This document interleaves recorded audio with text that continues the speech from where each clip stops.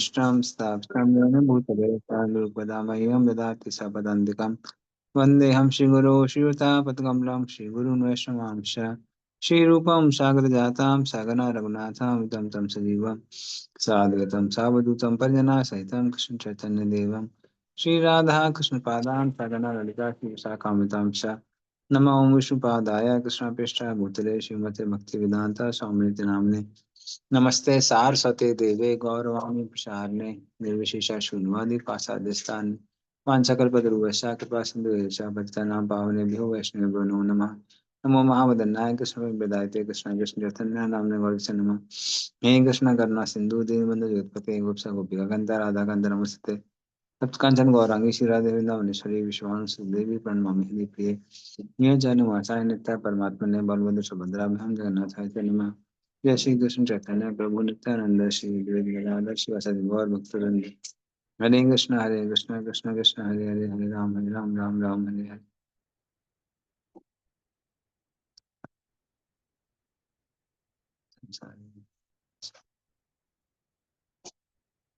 हरे कृष्ण।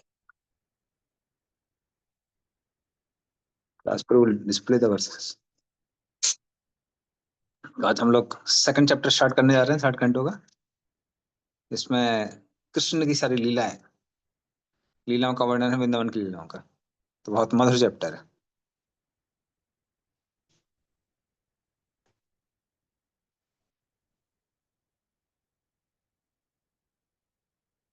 श्री शुकवाच इति भागवता पृष्ठः छत्रावार्तां प्रियाश्रयाम् प्रतिवक्तुं न चोत्सेह औत्कण्ठ्यात् समारितेश्वरः। पढ़िए इसका।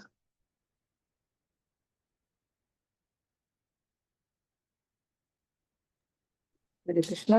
सुखदेव गोस्वामी ने कहा, जब विदुर ने महान भक्त उद्धव से प्रियतम कृष्ण का संदेश बतलाने ने कहा तो भगवान की स्मृति के विषय में अत्यधिक विफलता के कारण उद्धव तुरंत उत्तर नहीं दे पाए। हरे कृष्णा। धन्यवाद। तो विदुर जी जब प्रश्न पूछते हैं यादवों के बारे में और फिर कृष्ण के बारे में और उनसे आग्रह करते हैं आप कृष्ण के बारे में बताइए, तो उस समय क्या होता है? उस समय उद्धव जी उस प्रश्न को सुन के ही कृष्ण की स्मृति उनको आती है और वो भाव में चले जाता है, और भाव में जाने के कारण अभी वो उत्तर नहीं दे पाते हैं।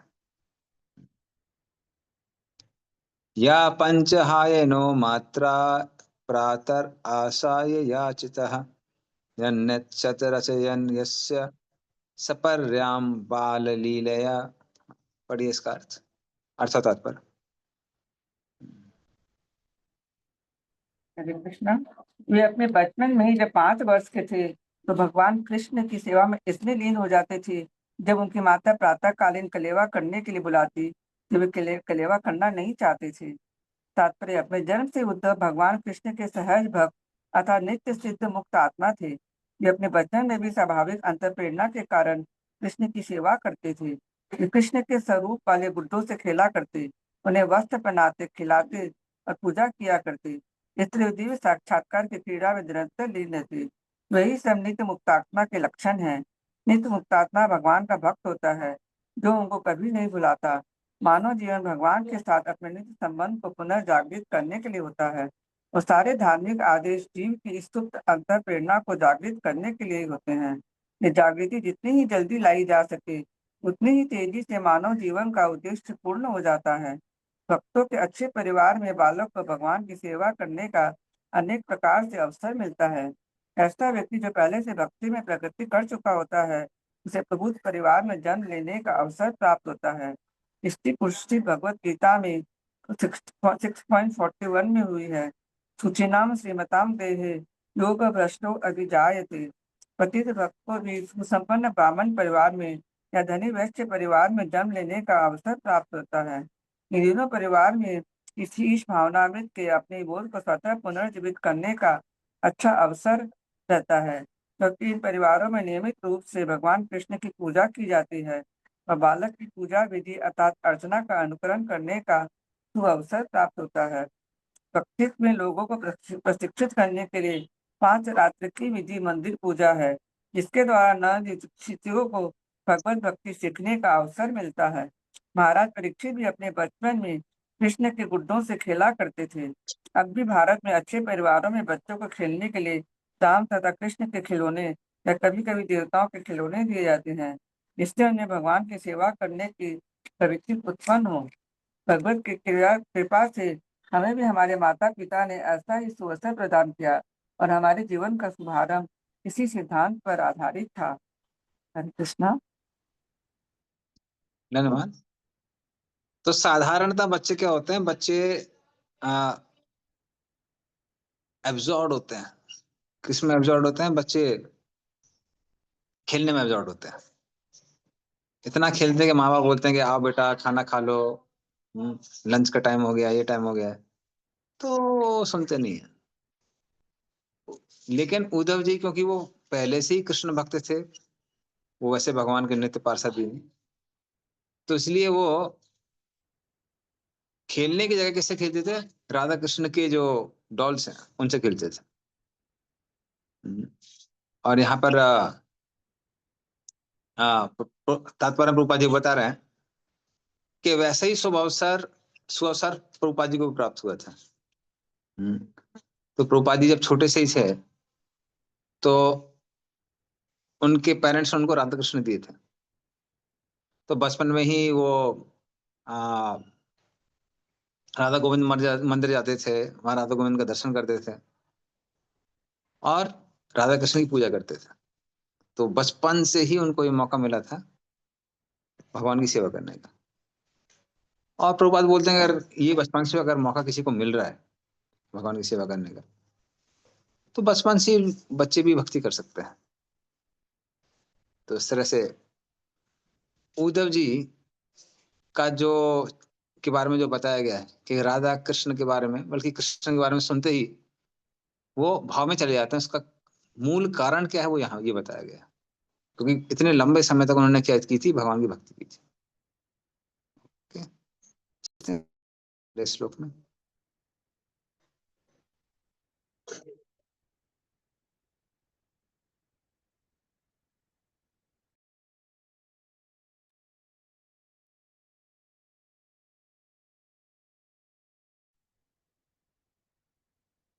हरे कृष्ण।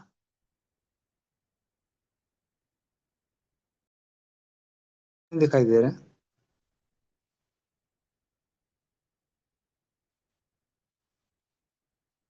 आप लोगों को? वर्ष दिखाई दे रहे हैं?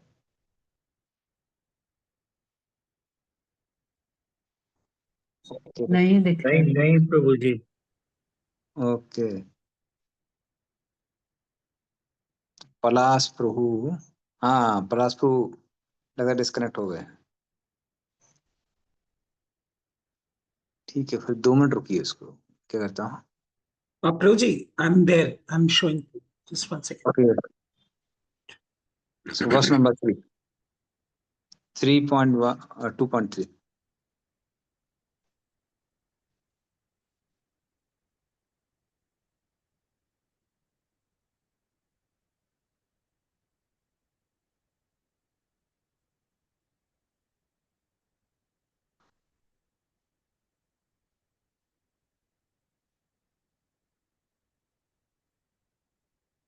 गिरिराज पावन प्रभु आज आ,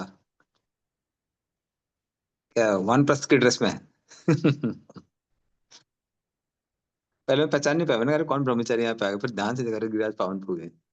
हाँ, फिर सोचे कौन प्रभु जी आ गया आज। चलिए, वानप्रस्थ की वेशभूषा में आ गया प्रभु जी। जी प्रभु जी। अरे अरे, जय। ब्रांड बानप्रस्थ तो है ही प्रभु जी, लेकिन अभी तक परिवार की जिम्मेवारी है, तो पूरी तरह से नहीं हुआ है। नहीं नहीं, वानप्रस्थ ही है। कलयुग वानप्रस्थ क्या है? जी भगवान के जी बारे में जी श्रवण जी कीर्तन करना, भजन करना, जी सेवा जी करना, वो जी कर ही रहे हैं। अभी ड्रेस भी आ गई आपके पास, अभी तो पक्का हो गया। जी जी। चलिए, अरे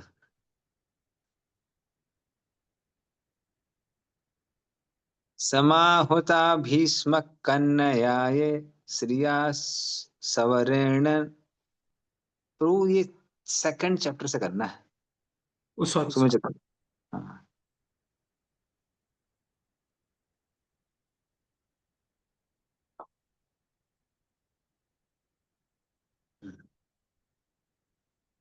सा कथं सेवया तस्य कालेन जरसंगतः पृष्ठो वार्तं प्रतिब्रूयात् भर्तु पादावनुस्मरन्। पढ़िए इसका भी अर्थ तात्पर्य।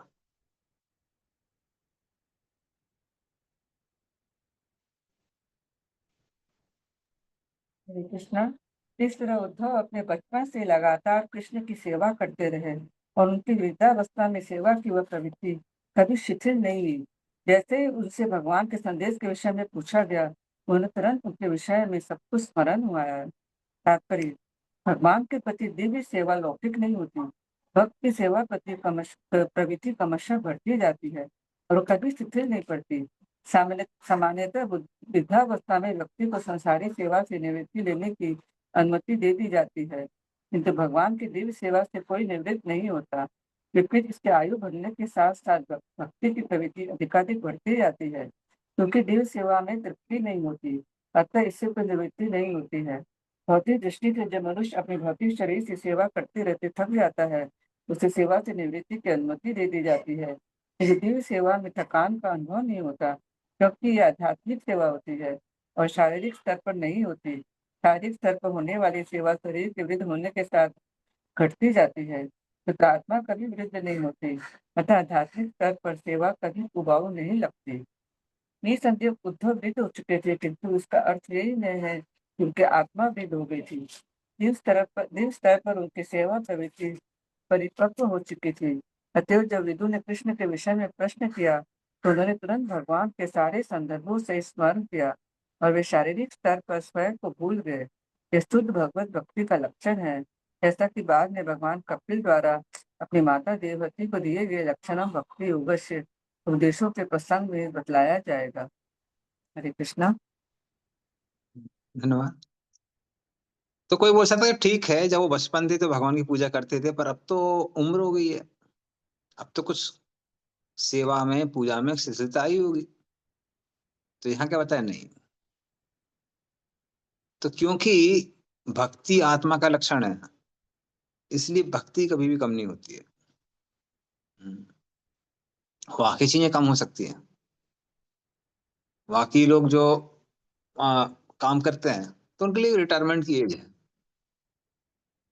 तो अंग्रेजों के समय सुना है कि 50 साल थी, वो धीरे धीरे बढ़ते बढ़ते बढ़ते बढ़ते अभी 60 हो गई है, ताकि गवर्नमेंट के ऊपर पेंशन का बोझ ना आए। ये मेन रीजन है। प्रभु जी डॉक्टर्स का 65 हो गया प्रभु जी। 65 हो गया? गजब। जी जी। बाप रे। मैं खुद 65 में रिटायर हुआ प्रभु जी। उसके बाद वाह। प्लस 5 साल का और था प्रोविजन, लेकिन मैंने लिया नहीं। हे भगवान। खैर, दोनों चीज है, एक तो एक्सपीरियंस भी काम आता है, लेकिन और दूसरा ये है कि वो उसका पैसा भी बचता है उनका, प्रभु जो जी अभी पेंशन होता पैसा है। इतना प्रभु जी अभी पैसा इतना हावी है कि अभी जो लोग हमारे यहाँ भी रिटायर 60 में हो रहे हैं, वो उसके बाद भी किसी एक प्राइवेट फर्म को पकड़ ले रहे हैं, हम्म। और जब तक सांसें चल रही हैं तब तक वो नौकरी कर रहे हैं। ये मेन चीज है, जो आपने लाइफ लॉन्ग कल्टीवेट किया है एंड टाइम तक वो रहता है, वो आराम से जाता नहीं है। It doesn't go away so easily. तो कई बार मुझे तो बुढ़ापे में वाइस लोगों को चांसलर लगता है कि अब हम करेंगे क्या, रिटायर होने के बाद हम मुझे तो करेंगे क्या। वाइस चांसलर का पोस्ट मिला प्रभु जी, मैंने उसको रिफ्यूज किया कि अब ये बहुत है। हो गया। अब इधर पूरी तरह से लगे। नहीं, आपको आपको वीसी बनना है, पर वाइस चांसलर नहीं बनना है। नहीं हाँ, नहीं नहीं नहीं, बीसी वैष्णव नहीं चांसलर बनना। बनना है। वैष्णव हाँ चांसलर बनना है इसलिए। जी। हाँ वही तो, ये प्रेम स्वरूप प्रभु जी आचार्य रतन प्रभु जी कह रहे हैं कि आप कलकत्ता न्यू टाउन इस्कॉन में आपका इतना 40 साल का टीचिंग एक्सपीरियंस है, हम लोगों का ये प्रोजेक्ट है, इसमें आप हम लोगों के साथ आइए। ये बढ़िया है, भगवान की सेवा जी अभी हो गया बहुत, बाकी लोगों जी की सेवा होगी, भगवान की सेवा करनी है। जी। ये सुमित चतन को। Prabhuji, what Vishambar Adidev Prabhu was telling now. So we are into mining firm, organization which I work with. So like most of the people who retire from very senior position in Coal India, NTPC, PGCL, So they all join our organization or our competitors as advisors, and they like completely bent, like they're completely bent, can't talk. They will hold one person and come to the office, and they come in the packages of crores. They join the organization as advisors. Actually क्या है कि mining में और sector में होता क्या है कि एक्सपीरियंस बहुत काम करता है। आपने इतने सारे माइंस के वो देखे हुए हैं ना, तो वो लोग क्या करते हैं, वो फटाफट सिग्नल्स के जो पैटर्न्स आते हैं उसको देख के बता देते हैं कि यहाँ पे है कि नहीं। तो एनीवे, बट मेन चीज क्या है, क्योंकि भक्ति कल्टीवेट नहीं की इसलिए वो प्रवृत्ति वापस आती। अनलेस अंटिल बहुत ज्यादा स्ट्रॉन्ग प्रैक्टिस नहीं की है, उतना मन नहीं लगता है, उतना मन नहीं लगता है लोगों का। इवन मेरे फादर फादर तो जबकि मेरे 10 साल 12 साल हो गया उनको, हाँ, इनिशिएटेड 12 साल से तो इनिशिएटेड है, ऑलमोस्ट 16 15 16 साल से भक्ति कर रहे हैं। बट उन्होंने भी क्या किया, रियलाइज किया रिटायरमेंट के बाद में कि अगर मैं चाहूँ तो दिन भर अगर सेवा करना और जप करना तो पॉसिबल नहीं है। 20 माला 25 माला कर लिया बस ठीक है, थोड़ी बहुत सेवा कर ली ठीक है, मॉर्निंग प्रोग्राम कर लिया, इवनिंग प्रोग्राम कर लिया, पर इतना दिन भर नहीं कर सकता। तो उसकी वजह से क्या हो रहा है कि वो भी कुछ महीने पहले प्लान कर रहे थे कि क्या करेंगे, कुछ नया बिजनेस खोलेंगे। कह रहे सुबह शाम तो हो गया, दोपहर में तो कुछ तो करेंगे, 3 4 घंटे 5 घंटे कुछ तो बिजनेस खोलेंगे। लेकिन भगवान का ऐसा वो है, क्या बोल सकते हैं, जो भी लीला है। तो रिटायरमेंट टाइम पर उनको 70 lakhs मिला था, उसमें 67 lakhs फ्रॉड में चला गया। अभी रिसेंटली उनके साथ जस्ट 10 days बैक, अब कोई ऑप्शन ही नहीं बचा हुआ है। तो ठीक है, वो दुखी थे, पर मैं बोला देखिए दुखी हैं, हम भी दुखी हैं, लेकिन ये समझिए भगवान की कृपा है। भगवान नहीं चाहते हैं कि आप ये सब चीजें वापस करें। तो अभी भले ही जप में टेस्ट नहीं आया है, रीडिंग हेयरिंग में टेस्ट नहीं आया, और करिए किसी तरह से टेस्ट आए। सो ही 65। तो अल्टीमेटली पॉइंट मैं क्या बोल रहा हूँ, इट्स नॉट इजी, उतना इजी नहीं। इवन वो छोड़िए, जब आश्रम ज्वाइन करते थे, मैंने क्या रियलाइज किया, जब मैं पीडीसी ट्रेनर था नए ब्रह्मचारी का, बहुत सारे भक्त लोग जो पहले वॉइस में थे फिर आके ज्वाइन करते थे, कई लोगों को ये लगता था कि यार इतनी भक्ति पॉसिबल नहीं है, तो इसलिए उनको जबरदस्ती करना पड़ता है कि आप ठीक है पूरा मन ट्रेन करिए। बोले ठीक है, पूरा जो मंगल आरती, नरसिंह आरती, तुलसी आरती हो गया, जप हो गया, अभी गुरु पूजा भी अटेंड करनी है, इतनी लंबी गुरु पूजा। और फिर कभी कभी ठीक है गुरु पूजा हो गया, गुरु पूजा के बाद में फिर आपका भागवतम क्लास हो गई, तो फिर दिन में भी ब्रह्मचारी क्लास है, रीडिंग है। कभी कभी कोई बाहर के ड्यूटी आएगा तो पता लगे लंबी लंबी क्लासेस हो रही हैं। सो मैंने ड्यूटी थोड़ा डिफिकल्टी। तो इसलिए ये कल्टीवेशन जब शुरू से चलता है या फिर लंबे समय बाद टेस्ट आता है, इतना आसान नहीं होता है। इसलिए कई बार हमारे जो कुछ डिवोटी सोचते हैं, क्योंकि मेरी भी कुछ काउंसिल जिन्हें मैं गाइड करता हूँ, तो उनका प्लान क्या रहता है कि प्रभु 15 20 साल मेहनत करके बहुत सारा पैसा कमा लेंगे, सिर्फ मिनिमम 16 माला करेंगे, उसके बाद में फिर आराम से क्या करेंगे, रिटायरमेंट ले लेंगे। हमने कहा इस सपने में मत रहिए, साथ साथ जब करते रहिए, अपनी रीडिंग हियरिंग करते रहिए, घर को सेटल करके बाद में रिटायरमेंट लेना इजी है एज कंपेयर टू वो टेस्ट डेवलप करना। वो टिप डेवलप करने में टाइम लगता है, it is not that easy. तो वो कंसिस्टेंसी डेवलप करने में इतना आसान नहीं होता है। सो इसलिए तो यानी उद्धव जी के लिए वही बात बोली जा रही है, क्योंकि बचपन से उन्होंने भक्ति की थी, अभी वो एक्सटेसी में जा रहा है। तो ये नहीं सोचना चाहिए कि ठीक है हम भी राधा कृष्ण की लीला सुनने एक्सटेसी में चले जाएंगे। वो सहजिया कर सकते हैं नाटक करने के लिए, नेचुरली इतने आराम से नहीं आता है। लगता है हमारे दोनों वानप्रस्थ लोग कुछ वो कमेंट देना चाहते हैं। Yes, Vishambhar Prabhu and Giriraj Prabhu. नहीं प्रभु जी, आप बिल्कुल सही कह रहे हैं। वो जो लोग वो बढ़ता चला जाता है कि इसके बाद ये भी कर लें, ये भी कर लें, ये भी कर लें, और वो मनी लस्ट खत्म होता नहीं। मेरे साथ भी एक फ्रॉड हुआ, 5,80,000 मेरा गया। वो भी ये कह करके कि एक परिचित ने ही फोन किया था कि मेरे रिलेटिव भर्ती हैं पटना हॉस्पिटल में, तो इमीडिएटली उनको ट्रांसफर करना है। मैंने ट्रांसफर कर दिया, उसके बाद फिर वो गायब हो गए सीन से। लेकिन मैंने ये मान लिया कि चलो पूर्व जन्म का मेरा कुछ ऐसा होगा। मैंने आगे कुछ ये नहीं किया, ना उसका बुरा माना न शोक मनाया कि मेरे हाथ से जाना था, मेरे भाग में नहीं था। कहते हैं ना कि समय से पहले और किस्मत से ज्यादा नहीं मिलता है। तो मेरा देनदारी होगा किसी का चला गया इसी बहाने, बिल्कुल भी कष्ट नहीं हुआ। और वही सर्विस में रहता तो दिन रात फिर वो उसमें लगे रहो, और इधर समय नहीं मिलता। अब तो मुझे पूरी तरह से समय मिलता है। जय मैं जय। संतुष्ट आपका हूँ। आपका आपका टेस्ट डेवलप हो गया है। हाँ, मेरा तो टेस्ट डेवलप हो गया, इसी वजह से तो मैंने वाइस चांसलर का ठुकराया। और अब ये होता है प्रभु जी कि मैं लेक्चर वगैरह जो देने जाता हूँ ना, तो कहीं रेमुनरेशन नहीं लेता हूँ, हम्म, वो मैं दान कर देता हूँ। बस सीधा बोलता हूँ कि मेरा आने जाने का व्यवस्था कर दो, रहने का व्यवस्था कर दो, और कुछ नहीं चाहिए। किसी भी आईआईटीज में जाता हूँ, even IAS training institute Mussoorie तक में जाता हूँ, लेकिन नहीं लेता हूँ।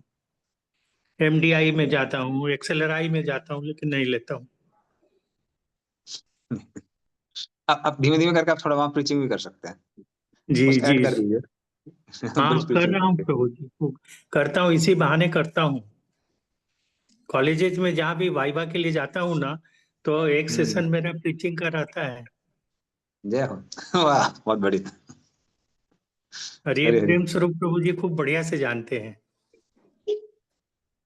हरे। तो प्रभु जी एक चीज मैं और ऐड करना चाह रहा था, जैसे सुमित प्रभु बता रहे थे कि अनफॉर्चुनेटली अभी हमारे कंट्री का कल्चर इस प्रकार का हो गया है हम्म कि जैसे उन्होंने माइनिंग का बताया है, सिमिलर चीज रेलवेज में भी है।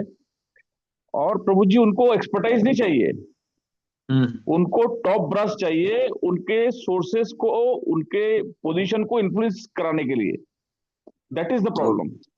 जो ग्रास रूट लेवल में एक्सपर्ट्स हैं, एक्सपर्ट क्यों नहीं लेते हैं वो? हम्म उनको चाहिए जो टॉप ब्रास है वो लेकर उनके पोजीशन को इस्तेमाल करके, क्योंकि बहुत से जगह में प्रभु जी आज भी वो कल्चर है कि रिटायरमेंट के बाद भी जो जूनियर हैं वो सीनियर को हम्म वैसे ही रिस्पेक्ट देते हैं। तो हम्म सीनियर ने बोला ये करना है तो वो करना है। और इसका हम्म मैं प्रभु जी, मैं एक और एग्जांपल बताऊं, जैसे मैं आरडीएसओ में हूँ, मिनिस्ट्री ऑफ रेलवेज का ये अटैच ऑफिस है। हम्म तो बहुत से आईआईटीज के जो डायरेक्टर होते हैं, हमारे हम्म डायरेक्टर जनरल के समकक्ष होते हैं। हम्म बड़े बड़े कॉन्फ्रेंस में, सेमिनार में उनके साथ उठा बैठना होता है। तो हम्म हमने ये भी देखा है कि उनको ऑब्लाइज करने के लिए डिफरेंट प्रोजेक्ट्स को दिए जाते हैं। In last 27 years Prabhu ji, I have seen many projects in which Ministry of Railways have paid crores and crores of rupees, but unfortunately उसका आउटकम कुछ जीरो है। हम्म क्योंकि आईआईटीज में जो है आपका एकेडमिक तो बहुत अच्छा है, बट जहाँ हम्म जैसे माइनिंग है, रेलवेज है, इसमें जो जिसको इस फील्ड का नॉलेज है हम्म वही थोड़ा कंट्रीब्यूट कर सकता है। अदरवाइज क्या है, वो कहता है हमको सिखाओ पहले। हम्म अब यदि हम किसी को सिखाते हैं, सिखाने के बाद वो उसमें क्या आर&डी करके क्या हमको देगा? हम्म तो ये हर मिनिस्ट्री में लिटरली यही हो रहा है, क्योंकि हर जगह आउटसोर्सिंग हो रहा है। तो हर मिनिस्ट्री के जो टॉप लोग रिटायर हो रहे हैं, रिटायरमेंट के बाद ये कंपनी पकड़ लेते हैं। और अभी हम प्रभु जी जानते हैं ऐसे ऐसे लोगों को, रिटायरमेंट के 15-16 साल हो गए हैं, और आज भी वो जो है हर जगह पाए जाते हैं। रेलवे का कोई इंस्पेक्शन यदि फ्रांस में हो रहा है तो वो फ्रांस फ्रांस में पाए जाते हैं। वो यदि इंस्पेक्शन कलकत्ता में हो रहा है तो कलकत्ता में पाए जाते हैं। हर जगह वो पाए जाते हैं। और उनका उनका मेन फंक्शन ये होता है, समहाउ यदि फेल हो रहा है तो उसको पास कराना। अब यदि कोई इंस्पेक्शन अथॉरिटी यदि थोड़ा सा ढीला है तो उनकी बातों में आ जाएगा, बट कुछ बहुत अभी अनफॉर्चुनेटली प्रभु जी एक और प्रॉब्लम क्या है, बहुत कम लोग ऐसे बचे हैं जो सैलरी के अलावा पैसा नहीं लेते हैं। जैसे गिराज बहुत, tone to there are exception. Very handful of people, majority of them they in fact मैं भी एक से बात कर रहा था तो वो कह रहे थे कोलकाता रीजन में ये डायलॉग है, ऑफिस आसले मायना पाई काज कोरले ऊपरी चाहिए।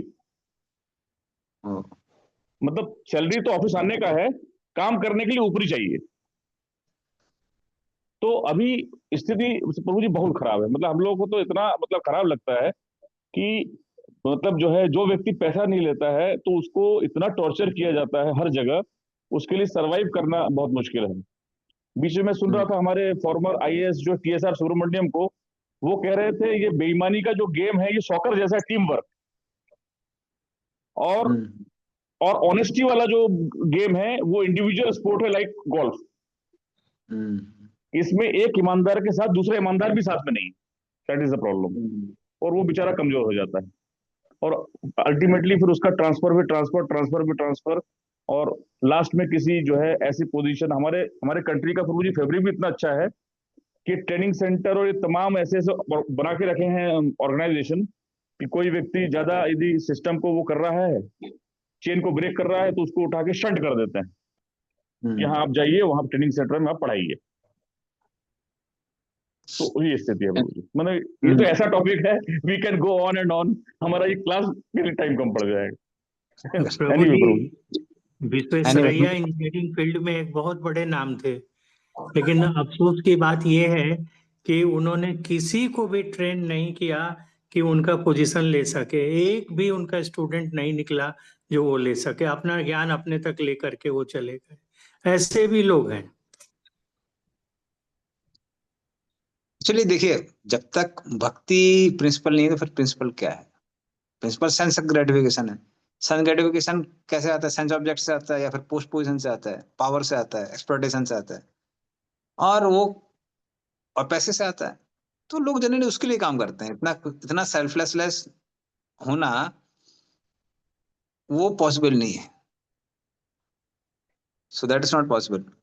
जो आप कहानी बता रहे हैं ना, मैं संपर्क आदिदेव प्रभु, वो मेरे फादर की भी कहानी है। वो भी ईमानदार थे, उनका बहुत यहाँ परेशान किया गया, और ultimately last 10 years he was a teacher. वो उसी एग्रीकल्चर कॉलेज में वाइस प्रिंसिपल थे last 10 years. So that is like वो पूरे हमारे गवर्नमेंट की कहानी है। बट एनीवे, मेंटल वर्ल्ड में और ज्यादा कुछ एक्सपेक्टेड है भी नहीं। अगर इतना अच्छा होता तो फिर हम लोग भगवत धाम जाने के लिए क्यों सोचते? कैदियों के बीच में, जेल के बीच में आप ये नहीं एक्सपेक्ट कर सकते कि जेल में सारे अच्छे लोग होंगे। जेल में है तब सब गड़बड़ी लोग हैं, कुछ कम गड़बड़ है, कुछ ज्यादा गड़बड़ है। हम जैसे कुछ लोग हैं जो सुधरना चाह रहे हैं, बस यही अंतर है। इस लास्ट कमेंट इसमें चेतन फिर हम आगे चलते हैं, वरना तो बहुत लंबा टॉपिक है।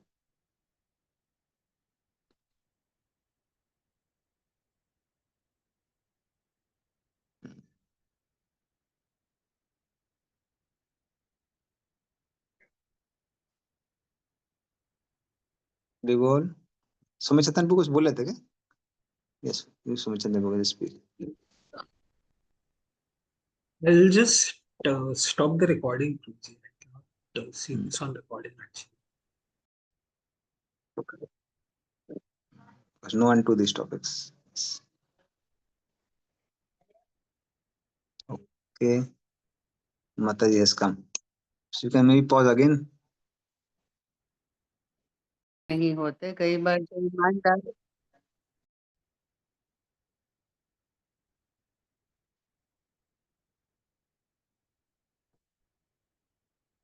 सा मुहूर्तामभूत तूष्णीं कृष्णाग्रिसुदया भृशं तीव्रेण भक्ति योगेन निमग्ना साधु निर्वृता। पढ़िए इसका ट्रांसलेशन और तात्पर्य। वे क्षण भर के लिए एकदम मौन हो गए और उनका शरीर हिला डुला तक नहीं। वे भक्ति भाव में भगवान के चरण कमलों के स्मरण रूपी अमृत में पूरी तरह निमग्न हो गए और उसी भाव में वे गहरे उतरते दिखने लगे। तात्पर्य श्रील प्रभुपाद द्वारा श्रील प्रभुपाद की जय। विदुर द्वारा कृष्ण के विषय में पूछे जाने पर ऐसा प्रतीत हुआ मानो उद्धव नींद से जगे हों। वे यह खेद करते हुए प्रतीत हुए कि उन्होंने भगवान के चरण कमलों को भुला दिया है। इस पर उन्होंने पुनः भगवान के चरण कमलों का स्मरण किया और उनके प्रति अपनी दिव्य प्रेमा भक्ति का स्मरण किया। ऐसा करने से उन्हें वैसा ही आनंद मिला जैसा कि वे भगवान की उपस्थिति में अनुभव करते थे। क्योंकि भगवान परम पूर्ण है, अतएव उनकी स्मृति तथा उनकी सदैव उपस्थिति में कोई अंतर नहीं है। इस तरह उद्धव एक क्षण के लिए पूर्णतः मौन रहे, किंतु वे उस आनंद में अधिकाधिक गहरे जाते प्रतीत हुए। भवावेश का प्रदर्शन महाभागवतों द्वारा किया जाता है। शरीर में 8 प्रकार के दिव्य परिवर्तन होते हैं। ये हैं अश्रु, कंपन, प्रस्वेदन, बेचैनी, रोमांच, गले का रूंधना, इत्यादि, और विदुर के समक्ष उद्धव में इन सब का प्रकाट्य हुआ। धन्यवाद। तो एनीवे ये हमारा लक्ष्य है जो अभी किसका है, उद्धव जी का हो रहा है। तो अभी हम लोग जो सब चर्चा कर रहे थे, ये ट्रबल वो ट्रबल बाहर की दुनिया में, कभी सोसाइटी के अंदर, बट ये लक्ष्य होना चाहिए भक्तों के लिए। सबसे बड़ा जिसको आप बोल सकते हैं दुख क्या हो सकता है, कृष्ण आपके सामने थे और चले गए। उद्धव जी के साथ वही हो रहा था। अभी कृष्ण ने इतने साल तक, लगभग 100 वर्ष तक उनके साथ रहे, और अचानक 100 वर्ष भी नहीं, उससे ज्यादा, कितना 100 हाँ 104 वर्ष के आसपास मान सकते हैं आप। तो लगभग उतने ही वर्ष तक उनके साथ रहे, और फिर 114 वर्ष तक उनके साथ रहे, और फिर अचानक गायब। तो इससे बड़ा दुख नहीं हो सकता। लेकिन अगर किसी को कृष्ण प्रेम प्राप्त हो गया है तो उससे भी फर्क नहीं पड़ता है, क्योंकि जैसे ही विदुर जी ने उनसे प्रश्न पूछे कृष्ण के बारे में, वो कृष्ण की लीला में वापस चले गए। जैसे कई बार हम ब्रजवासियों के लिए शोक करते हैं, मैं तो बहुत करता था कई बार, कि अरे कृष्ण क्यों छोड़ के गए, वृंदावन छोड़ के नहीं जाना चाहिए, अरे इतने महान भक्त उनको छोड़ के चले गए, ये तो अन्याय है। लेकिन अगर आप ब्रजवासियों से पूछोगे तो बाहर से वो बोलेंगे कि दुख है, पर आंतरिक रूप से दुख नहीं है, क्योंकि वो कृष्ण की विरह के कारण कृष्ण की लीलाओं में डूबे रहे थे। और कृष्ण की लीलाओं में डूबने का मतलब है आप कृष्ण के साथी हैं। तो भागवतम में हम ये एग्जाम्पल्स देखेंगे। उद्धव जी हैं, विदुर जी हैं, कृष्ण की विरह के कारण दुखी हैं। ब्रजवासी कृष्ण की विरह के कारण दुखी हैं। अगर आप वृत्रासुर के बारे में सुनेंगे, अभी हम पढ़ेंगे 6 कैंटो में, तो वो क्यों दुखी है, क्योंकि वो उनको सिचुएशन ऐसी रखी गई कि उनको भक्तों से लड़ाई करनी पड़ रही है। इससे ज्यादा तो आ, मतलब जिसको बोल सकते हैं बुरी स्थिति किसी की नहीं हो सकती है, तो वो उनको करना पड़ रहा है। बट एक चीज हम कॉमन थ्रेड क्या देखेंगे, ये सारे लोग पूर्ण रूप से कृष्ण भावना भावित हैं, इसलिए ये कोई भी सिचुएशन उन पर कोई भी प्रभाव नहीं डाल रही है। इसका मतलब सिचुएशंस प्रॉब्लम्स बहुत सारी हैं, और ड्यूटीफुली हमको उनको काउंटरेट करना चाहिए। लेकिन मुख्य लक्ष्य क्या है, कृष्ण प्रेम। जिस दिन कृष्ण प्रेम प्राप्त हो जाएगा, फिर संसार की कोई भी सिचुएशन वो हमको अफेक्ट नहीं कर सकती। तो हालांकि हमारे कुछ टेम्पररी गोल्स हैं जिनको हमको एड्रेस करना है, बट उसमें कहीं मेन गोल नहीं रह जाना चाहिए। तो मेन गोल क्या है कि हमको उद्धव जी जैसे बनना है, वृत्रासुर जैसे बनना है, जहां हम मात्र कृष्ण में डूबे हुए हो।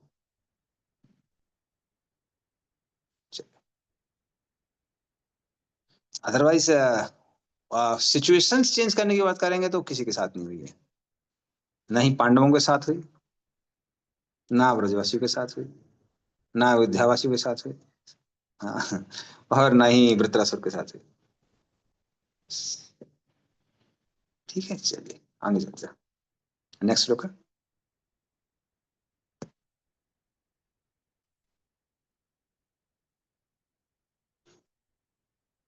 पुलकोत भिन्न सर्वांगो मुंचन मीलदृश शुचः पूर्णार्थो लक्षितस्तेन स्नेह प्रसर संप्लुतः। पढ़िए इसका अर्थ और तात्पर्य।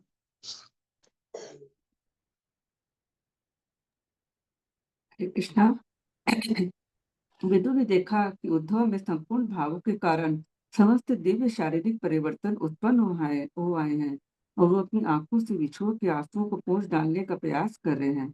इससे विदुर यह जान गए, उद्धव ने भगवान के प्रति गहन प्रेम को पूर्ण रूपेण आत्मसात कर लिया है। तात्पर्य, भगवान के एक अनुभवी भक्त विदुर ने उद्धव में भक्तिमय जीवन के उच्चतम लक्षण देखे, और उन्हें उनके भगवत प्रेम की सिद्धावस्था की पुष्टि की। ऐसे भाव में शारीरिक परिवर्तन आध्यात्मिक स्तर पर प्रकट होते हैं, जो अभ्यास द्वारा उत्पन्न की गई कृत्रिम अभिव्यक्तियां नहीं होती। भक्ति के विकास की 3 विभिन्न अवस्थाएं होती है। प्रथम अवस्था है भक्ति संहिताओं में संस्कृत विधि विधानों का पालन करना। दूसरी अवस्था है भक्ति की स्थायी दशा का आत्मसात होना तथा उसकी अनुभूति होना। और अंतिम अवस्था है दिव्य शारीरिक अभिव्यक्ति के लक्षणों वाली भाव अवस्था। भक्ति की 9 विभिन्न विधियां यथा श्रवण, कीर्तन, स्मरण इत्यादि इसी विधि के शुभारंभ है। भगवान की महिमाओं तथा लीलाओं के नियम पूर्वक श्रवण से शिष्य के हृदय की अशुद्धियां धुलने लगती है, इस शिष्य की अशुद्धियां जितनी अधिक धुल जाती है, वो भक्ति में उतना ही अधिक दृढ़ होता जाता है। समस्त विभक्ति कार्य एक एक करके स्थिरता, दृढ़ विश्वास, स्वाद, अनुभूति तथा आत्मसात का रूप धारण कर लेते हैं। क्रमिक विकास की विभिन्न अवस्थाएं इस प्रेम की सर्वोच्च अवस्था तक पहुंचा देती है। इस सर्वोच्च अवस्था में विस्नेह, क्रोध तथा अनुराग जैसे अन्य लक्षण पाए जाते हैं। धीरे धीरे विशेष दशाओं में ये महाभाव की दशा को प्राप्त कर लेते हैं, जो जीवों में सामान्यतः संभव नहीं है। ये सभी ईश्वर प्रेम के साक्षात रूप श्री चैतन्य महाप्रभु में प्रकट होते थे। श्री चैतन्य महाप्रभु के मुख्य शिष्य की रूप गोस्वामी की भक्ति रसामृत सिंधु में इन दिव्य लक्षणों का क्रमबद्ध वर्णन हुआ है, जो उद्धव जैसे सुख भक्तों द्वारा प्रदर्शित किए जाते हैं। हमने भी भक्ति रसामृत सिंधु का सार रूप में द नेक्टर ऑफ डिवोशन शीर्षक से एक भाव अध्ययन प्रस्तुत किया है। इस पुस्तक की भक्ति विज्ञान पर अधिक जानकारी हेतु देखा जा सकता है। हरे कृष्णा।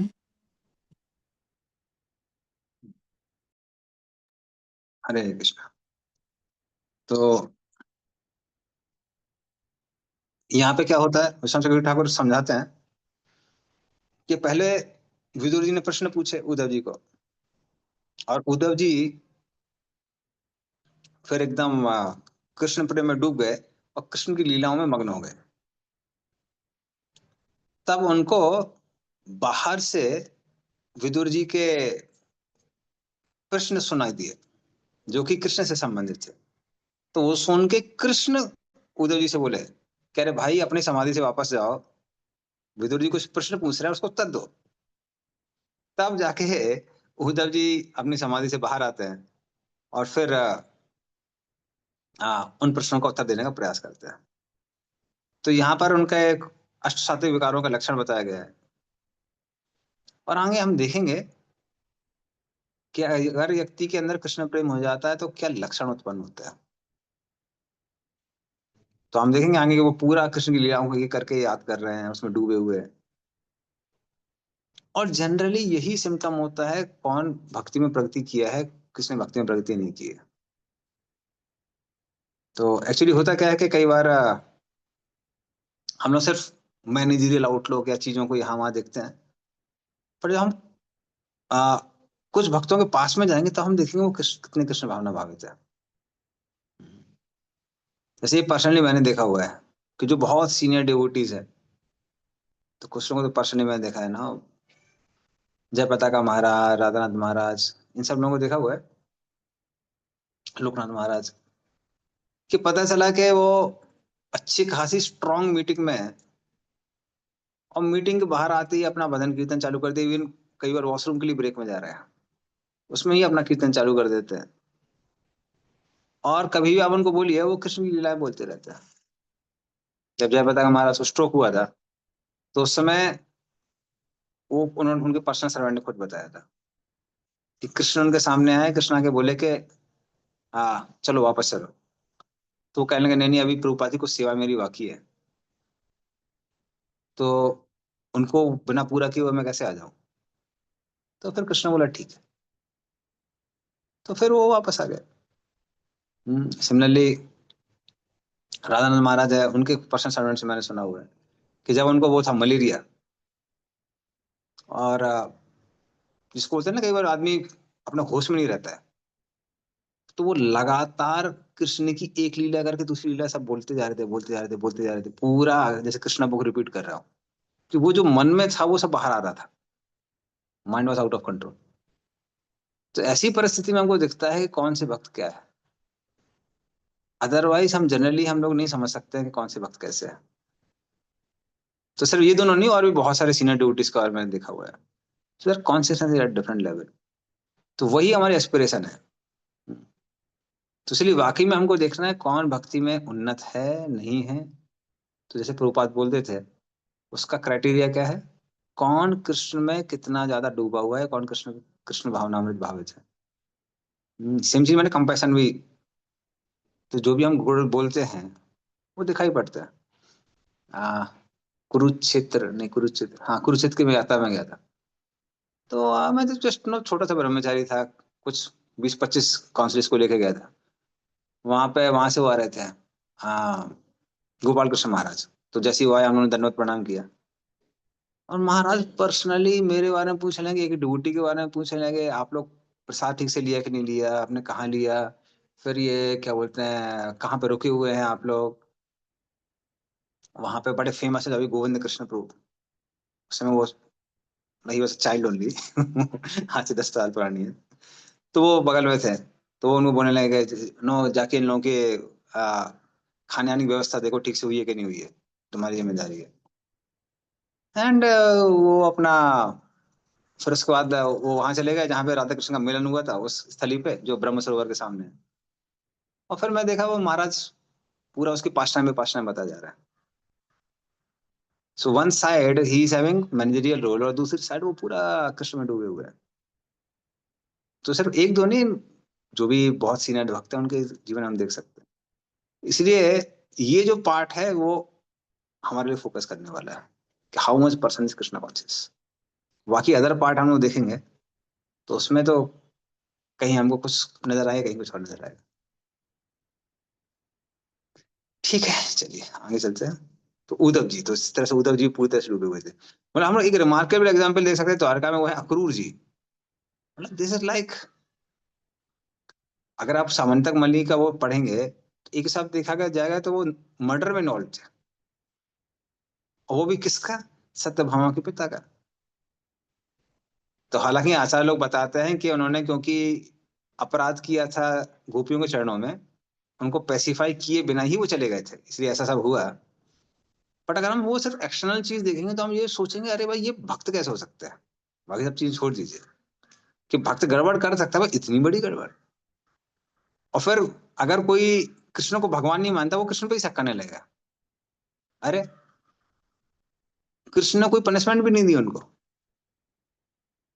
कृष्ण ने वापस वापस उनको एकोमोडेट कर लिया, ये क्या बात हुई। ठीक है, इतने शुद्ध भक्त है जो भी है, पर गलत काम इतना बड़ा किया है, उसमें इन्वॉल्व थे प्लॉट के अंदर, तो कुछ तो करना चाहिए। इसलिए चीजों को जब तक हम उस दिव्य स्तर पे नहीं देखते हैं तो भौतिक स्तर पे चीजों को समझना बहुत मुश्किल हो जाता है। तो ये ग्रंथों में भी हम देख सकते हैं और पर्सनल लाइफ में भी देख सकते हैं। तो इसका मतलब ये नहीं है कि हमको अपना रैशनल सेंस छोड़ना है जहां हम इन्फ्लुएंस कर सकते हैं चीजों को करना चाहिए। बट नहीं हो रहा है तो इन सब चीजों का आश्रय लेके हम अपने आप को ट्रांसेंड कर सकते हैं। We can transcend the troubles of this world. चलिए चलते आगे चलते हैं।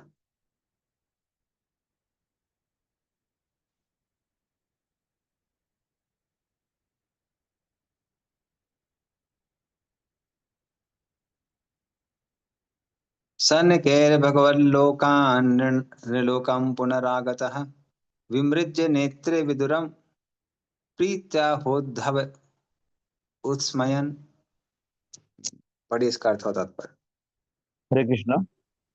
महाभागवत उद्धव तुरंत ही श्री भगवान के धाम से मानव स्तर पर उतर आए और अपनी आंखें पोंछते हुए उन्होंने अपनी पुरानी स्मृतियों को जगाया तथा वे विदुर से प्रसन्न चित्त होकर बोले। तात्पर्य श्रील प्रभुपाद द्वारा तत्व श्रील प्रभुपाद की जय। जब उद्धव ईश प्रेम के दिव्य भाव में मग्न थे तब वे बाह्य जगत के विषय में सब कुछ भूल गए थे। शुद्ध भक्त निरंतर भगवत धाम में रहता है, यहाँ तक कि वर्तमान शरीर में भी, जो कि इस जगत से संबंधित है। शुद्ध भक्त शारीरिक स्तर पर नहीं रहता क्योंकि वह परमात्मा के दिव्य विचार में निमग्न रहता है। क्योंकि अब उद्धव विदुर से बात करना चाह रहे थे, अतः उद्धव भगवत धाम द्वारका से नीचे उतरकर मनुष्यों के भौतिक स्तर पर आ गए। यद्यपि शुद्ध भक्त इस मर्त्य जगत में उपस्थित रहता है, किंतु वह शिव भगवान की दिव्य प्रेममयी सेवा में लगे होने के कारण ही यहाँ पर रहता है, किसी भी भौतिक कारण से नहीं। जीव अपने अस्तित्व की स्थिति के अनुसार या तो भौतिक स्तर पर रह सकता है या श्री भगवान के दिव्य धाम में। जीव में होने वाले पारिस्थितिक परिवर्तनों की व्याख्या श्री चैतन्य चरितामृत में भगवान श्री चैतन्य द्वारा शील रूप गोस्वामी को दिए गए उपदेशों में की गई है। समस्त ब्रह्मांडों में सारे जीव अपने कर्म का फल जन्म जन्मांतर भोगते हैं। इनमें से कुछ जीव शुद्ध भक्तों की संगति में आकर रस प्राप्ति के द्वारा भक्तिमय सेवा संपन्न करने का अवसर प्राप्त कर पाते हैं। यही आस्वाद भक्ति का बीज है, और जो इस बीज को प्राप्त करने हेतु पर्याप्त भाग्यशाली होता है उसे सलाह दी जाती है कि वो अपने हृदय के अंतःस्थल में इस बीज को बो दे। जिस तरह बीज बोने के बाद उसमें फल लगने हेतु पानी देकर सींचना पड़ता है, उसी तरह भक्त के हृदय में बोया हुआ भक्ति का बीज श्री भगवान के नाम तथा लीलाओं के श्रवण तथा कीर्तन रूपी जल से सींचकर परिपोषित किया जा सकता है। इस तरह से पोषित भक्ति की लता क्रमशः बढ़ती जाती है और भक्त माली के रूप में निरंतर श्रवण तथा कीर्तन रूपी जल से उसे सींचता रहता है। यह भक्ति लता धीरे धीरे इतनी ऊंची बढ़ जाती है कि सारे भौतिक ब्रह्मांड को पार करते हुए वो वैकुंठ लोक में पहुंच जाती है और आध्यात्मिक आकाश में प्रवेश करती है, जहां से आगे आगे बढ़ते हुए वह गोलोक वृंदावन पहुंच जाती है। भक्त रूपी माली मात्र श्रवण तथा कीर्तन द्वारा श्री भगवान की भक्ति में सेवा करने से भौतिक स्तर पर होते हुए भी भगवत धाम के संपर्क में रहता है। जिस तरह लता किसी अन्य बलवान वृक्ष की शरण लेती है, उसी तरह भक्ति रूपी लता भक्त द्वारा पोषित होकर श्री भगवान की चरण कमलों की शरण ग्रहण करती है और इस तरह सुस्थिर हो जाती है। जब लता स्थिर हो जाती है तब उसमें फल लग जाता है और तब जिस माली ने इसका पोषण किया था वह प्रेम रूपी फल का आस्वाद कर सकता है और उसका जीवन सफल हो जाता है। उद्धव को यह अवस्था प्राप्त हो गई थी, यह उनके व्यवहार से स्पष्ट है। वे परम धाम पहुंच सकते थे और उसी के साथ साथ इस जगत में भी प्रकट हो सकते थे। हरे कृष्ण। धन्यवाद। तो वही बात है जो मैं अभी जस्ट बता रहा था कि उद्धव जी से प्रश्न पूछे गए, वो कहाँ चले गए? वो द्वारका में लीला में चले गए। फिर विदुर जी की प्रश्नों को सुन के वो वापस आते हैं और इस तरह से अब क्या हो गया? वो लीला वो समाप्त हो गई होगी क्या? नहीं। तो वो प्रभुपाद उत्तर दे रहे हैं कि भगवान की कृपा से भक्त भी विस्तार कर सकते हैं। तो बहुत सालों पहले मैं एक लेक्चर सुन रहा था, तो उसमें वो बता रहे थे कि क्या व्यक्ति वैकुंठ से गोलोक जा सकता है? तो उसका उत्तर है हाँ, जा सकता है। तो हालांकि सारे भक्त लोग सेटिस्फाइड रहते हैं अपने अपनी स्थिति पे, बट फिर भी अगर कोई जाना चाहे तो जा सकता है। हम्म। तो मान लीजिए एक बिल्डिंग है, एक बिल्डिंग में कोई 6th फ्लोर पे है, कोई 7th फ्लोर पे है, कोई 14th फ्लोर पे है, कोई 100th फ्लोर पे है। तो बाहर वाला आदमी बोल सकता है अरे 100th फ्लोर वाला ऊपर है, ये 7th फ्लोर वाला नीचे है। पर 7th फ्लोर वाला क्या बोलता है? मैं 7th फ्लोर में खुश हूँ। और उसके बाद रीजन भी हो सकते हैं कि वो 7th फ्लोर बेटर है। तो उस तरह से वैकुंठ में भी जो भक्त रहते हैं वो संतुष्ट रहते हैं। लेकिन अगर कोई 100th फ्लोर जाना चाहे तो जा सकता है। तो उसके एक बारे में एक पुराण में वर्णन आता है कि एक बार वैकुंठ में कुछ भक्त थे, वो नारद मुनि से मिलते हैं और नारद मुनि उनको कृष्ण की बाल लीलाओं का वर्णन कर रहे थे। तो दो वैकुंठवासी बहुत आकर्षित हो जाते हैं, कहते हैं ये भगवान की लीला तो हमको यहाँ देखने को नहीं मिलती है, हम क्या वहां जा सकते हैं? नारद मुनि बोलते हैं हाँ, अगर आप ये बाल गोपाल मंदिर करेंगे तो आप जा सकते हैं। तो वो गोपाल मंदिर करते हैं, सिद्ध हो जाते हैं। फिर वो भगवान नारायण से परमिशन लेने जाते हैं कि हम वहां जाना चाहते हैं। तो वो भगवान नारायण कहते हैं कि वहां जाना तो बड़ा मुश्किल है। बोले नहीं नहीं, नारद मुनि ने हमको मंत्र दिया है। तो बोले ठीक है ठीक है ठीक है, इस तो फिर आप लोग जा सकते हैं, आपको क्लू मिल गया।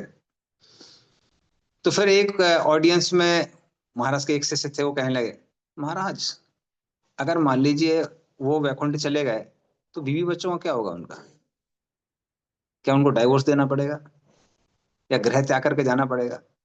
क्या होगा? फिर महाराज बोले नहीं नहीं, कुछ नहीं करना पड़ेगा। भगवान की कृपा से भक्त लोग भी क्या कर सकते हैं? विस्तार कर सकते हैं। तो उद्धव जी वृंदावन में गुलमलता के रूप में थे, उद्धव के कैरी पे। फिर उद्धव जी भगवान द्वारका में भगवान की जो नित्य लीला उसमें भी वो प्रविष्ट हुए। और उद्धव जी भगवान का संदेश लेके बद्रिक आश्रम भी जा रहे थे, जहां वो मार्ग में किसको मिलते हैं? यहाँ पे विदुर जी को मिलते हैं। तो इस तरह से भगवान की कृपा से भक्त लोग भी विस्तार कर सकते हैं, वो संभव है। तो वही पॉइंट प्रोपात तात्पर्य में लिख रहे हैं। ठीक है, चलिए आगे चलते हैं।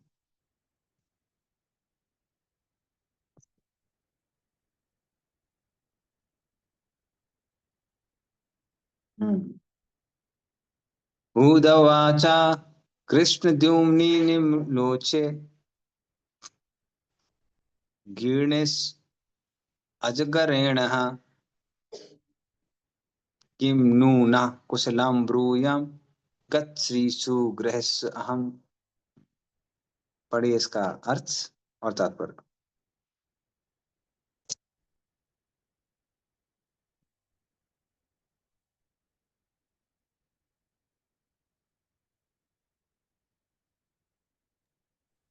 हरे कृष्णा।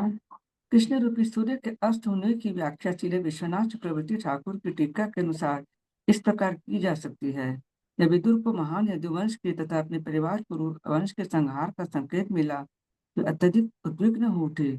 उद्धव विदुर के शोक को समझ गए तथा उन्हें सर्वोत्तम यह कहकर कि सूर्य के अस्त होने पर सारे लोग अंधकार में है, संवेदना प्रकट करनी चाहिए कि सारा जगत शोक के अंधकार में डूबा था। तथा न तो विदुर और न ही उद्धव और न ही अन्य कोई प्रसन्न रह सकता था। विदुर जितने ही उद्धव भी दुखी थे। अतः उनके कुशल क्षेम के विषय में इससे अधिक कहने के लिए उनके पास कुछ न था।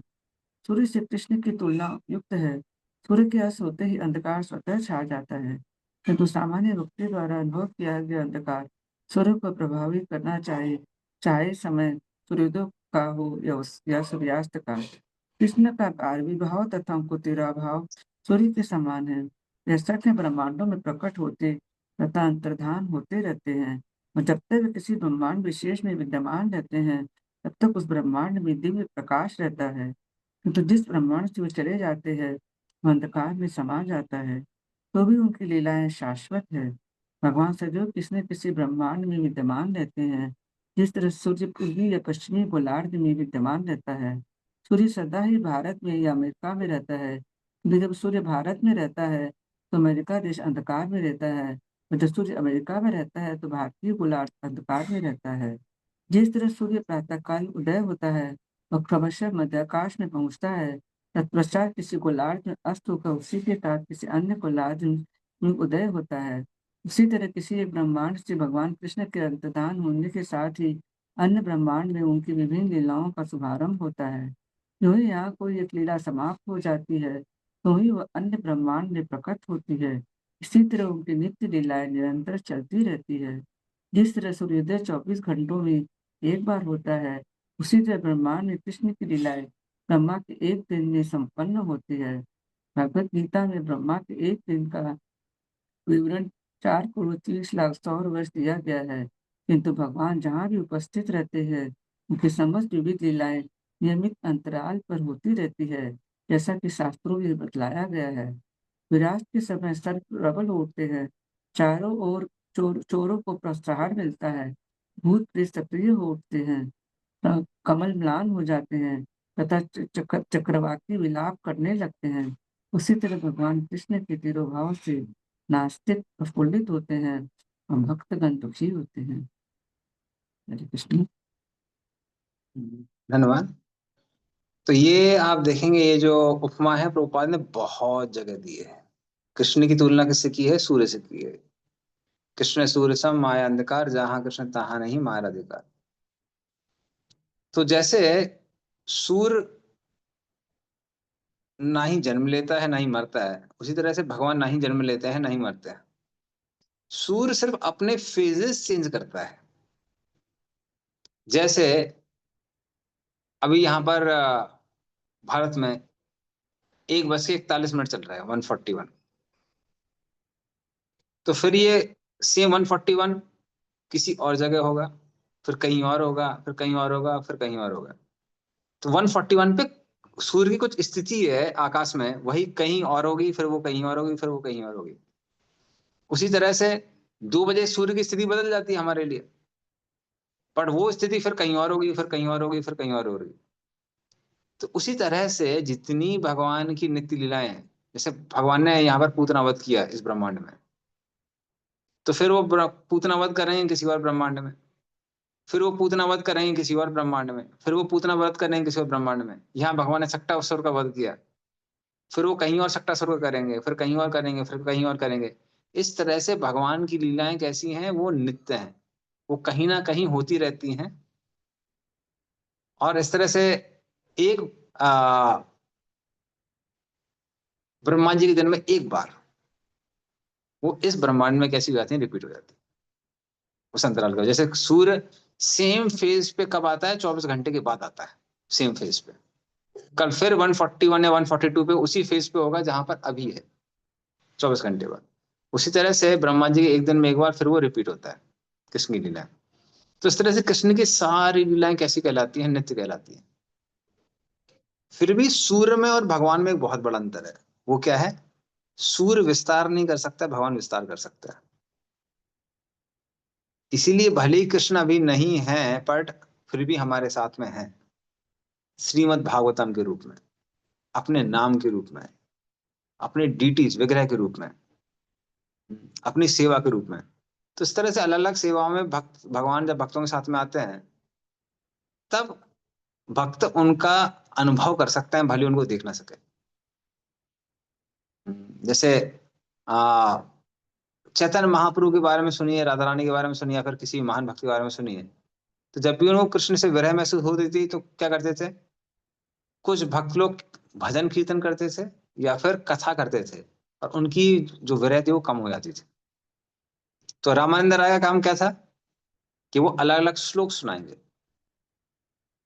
अगर अलग अलग भगवान की कथाएं सुनाएंगे, जिससे चैतन्य महाप्रभु की जो विरह है, वो विरह भाव कैसा होगा, उस कुछ सांत्वना मिलेगी उनको, विरह कम होगी। और स्वरूप दामोदर गोस्वामी क्या करते थे? उसी के ऊपर कभी कुछ भजन गाते थे, कीर्तन गाते थे, या फिर कुछ श्लोक गाते थे ना, म्यूजिक के साथ, महाप्रभु के भाव के अनुसार, तो उनकी विरह कम हो रही थी। तो इसका मतलब क्या है? कृष्ण इन रूपों में भी हैं, और इन रूपों में भी हम कृष्ण के साथ अपने संबंध को पुनर्स्थापित कर सकते हैं। तो ये चीज मैंने बहुत भक्तों से सुनी हुई है। सबसे पहले मैंने सुना था सचिनंदन महाराज के लेक्चर्स में।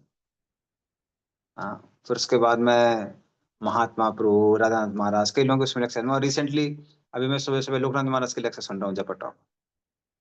तो समाव वो भी सेम चीज एम्फसाइज कर रहे हैं। वो क्या कर रहे हैं ये सब लोग? जब हम भगवान का नाम ले रहे हैं, हम भगवान के साथ हैं, और ये समय है हमारा भगवान के साथ अपने रिश्ते को पुनर्स्थापित करने के लिए।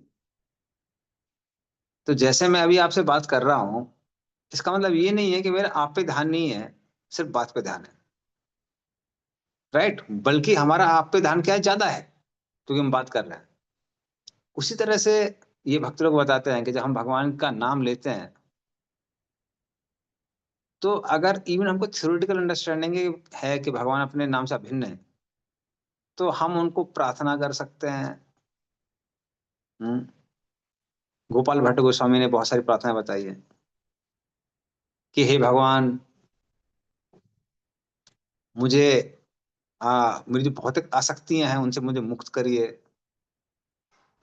मुझे अपने चरणों में प्रेम दीजिए, मुझे अपना साक्षात्कार दीजिए। मेरा मन आप में नहीं लग रहा है, इतना मैं ट्राई कर रहा हूँ, मन तो आपकी शक्ति है, कृपया मन को नियंत्रित करिए। तो इस तरह से जब हम भगवान को प्रार्थना करते हैं, इवन हरिनाम प्रभु को जब हम जप कर रहे हैं, तो हम अपने संबंध को और क्या कर सकते हैं? स्थापित कर सकते हैं, गाढ़ा कर सकते हैं। और जब वही संबंध बहुत ज्यादा और क्लोज हो जाता है, तब फिर भगवान अपने आप को प्रकट करते हैं, नाम रूप गुण लीला का इस तरह से प्रकट होता है। लेकिन हम हमेशा इंडिफरेंट बने रहेंगे, तो समय जाता रहेगा, जब होता रहेगा, चीजें इंप्रूव नहीं होंगी। तो इस तरह से भगवान भी, हालांकि कृष्ण हमारे आंखों के सामने थे जो प्रकट लीला में थे, अभी वो अप्रकट लीला में चले गए, नहीं दिखाई दे रहे हैं, लेकिन अभी भी अपने नाम भागवतम के रूप में, विग्रह के रूप में भगवान अभी भी हैं, और हम उनके साथ अपने संबंध को पुनर्स्थापित कर सकते हैं। और एक्चुअली भक्ति की यही डेफिनेशन है, to reestablish your lost relationship with Krishna. अगर हम भक्ति योग की बात करें तो यही पूरी क्रिया है, और वो सारे मौके भगवान हमको देते हैं, जब हम जब करते हैं, कथा करते हैं, मौका देते हैं। तो उसी के बारे में प्रभुपाद यहाँ बता रहे हैं, सूर्य से तुलना करते हैं। ठीक है।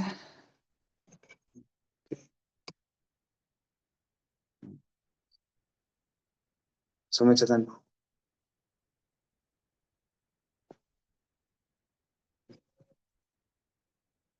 दुर्भगो बत लोकोऽयं यदवो नितरामपि ये संवसन्तो न विदुर हरिमीना एवोडुपम। हाँ, पढ़िए इसका अर्थ और तात्पर्य। समस्त लोकों समेत यह ब्रह्मांड अत्यंत अभागा है। यदु कुल के सदस्य तो उनसे भी बढ़कर अभागे हैं, क्योंकि वे श्री हरि को भगवान के रूप में नहीं पहचान पाए, जिस तरह मछलियां चंद्रमा को नहीं पहचान पाती। तात्पर्य श्रील प्रभात के द्वारा श्रील प्रभात की जय। उद्धव इस संसार के उन अभागे लोगों के प्रति शोक व्यक्त कर रहे थे जो भगवान कृष्ण के समस्त दिव्य सद्गुणों को देखते हुए भी उन्हें नहीं पहचान पाते। राजा कंस के बंदी घर के शिक्षों के भीतर उनके प्राकट्य से लेकर उनकी मौसल लीला तथा मूर्ख लोग यह नहीं समझ पाए कि वे भगवान थे। यद्यपि उन्होंने भगवान के रूप में अपना षड्ऐश्वर्य, धन, बल, यश, सौंदर्य, ज्ञान तथा त्याग प्रदर्शित किया था। मूर्ख लोगों ने उन्हें एक अद्वितीय ऐतिहासिक व्यक्ति के रूप में समझा होगा, क्योंकि भगवान से उनका घनिष्ठ संपर्क नहीं था। किंतु इनसे भी अधिक अभागे भगवान के पारिवारिक सदस्य यदुवंशी थे, जो भगवान के संग में सदैव रहते हुए भी उन्हें पूर्ण पुरुषोत्तम भगवान के रूप में नहीं पहचान पाए। उद्धव ने अपने भाग्य पर भी शोक व्यक्त किया, क्योंकि कृष्ण को पूर्ण पुरुषोत्तम भगवान के रूप में जानते हुए भी वे इस अवसर का लाभ भगवान की भक्ति करने में नहीं उठा पाए। उन्होंने स्वयं समेत सबों के भाग्य को प्रकट किया। भगवान का शुद्ध भक्त अपने को सर्वाधिक अभागा सोचता है। ऐसा भगवत प्रेम की अधिकता के कारण होता है, और यह व्यक्ति की अनुभूतियों में से एक है।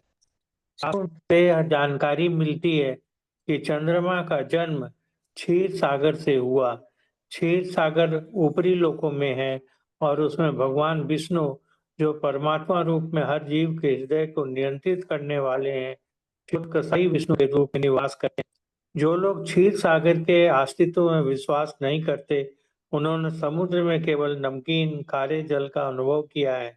उन्हें यह जान लेना चाहिए कि यह संसार गो भी कहलाता है, जिसका अर्थ है गाय। गाय का मूत्र नमकीन होता है और आयुर्वेदिक औषधि में गाय का मूत्र यकृत से पीड़ित रोगियों का उपचार करने में अत्यधिक प्रभावशाली होता है। ऐसे रोगियों को गाय के दूध का अनुभव नहीं होगा, क्योंकि यकृत रोगियों को दूध कभी नहीं दिया जाता। किंतु यकृत रोगी को जानना चाहिए कि गाय दूध भी देती है, भले ही उस रोगी ने दूध कभी ना चखा हो।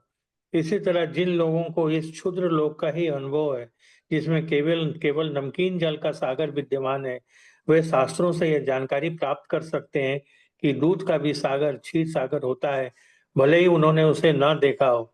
इस क्षीर सागर से चंद्रमा उत्पन्न हुआ था, किंतु क्षीर सागर की मछलियां यह नहीं पहचान पाई कि चंद्रमा उन जैसी मछली नहीं है।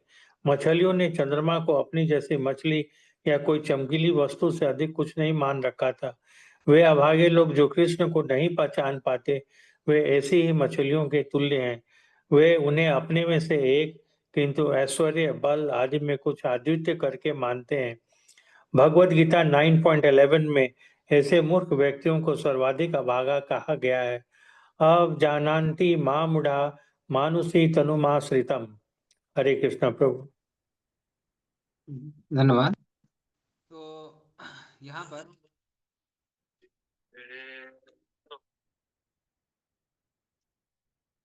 तो यहाँ पर हम कहते हैं कि